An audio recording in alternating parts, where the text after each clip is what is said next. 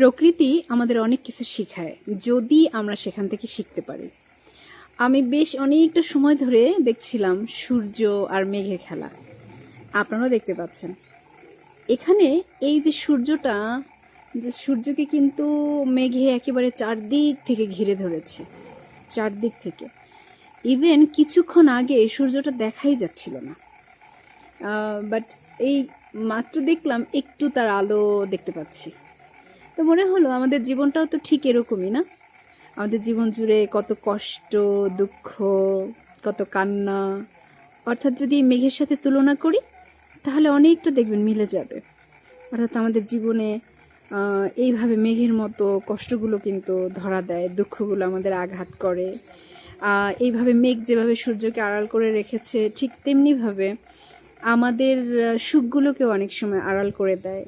আমরা হাসতে ভুলে যাই, অনেক কিছু ভুলে যাই না আনন্দ করতে, জীবনের অর্থটাই খুঁজে পাই না অনেক সময়। কিন্তু দেখুন মজার বিষয়, সূর্য কিন্তু ঠিক তার নিজের আলোয় ওই যে অতটুকু ফাঁকা দিয়েও সে উঁকি মারছে।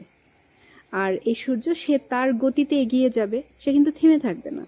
সে অস্ত যাবে, আবার আগামীকাল সকালে ইনশাআল্লাহ উদিত হবে। তো এটাই তো জীবন, জাস্ট হ্যাঁ, নিজের গতিতেই ছুটে চলতে হবে।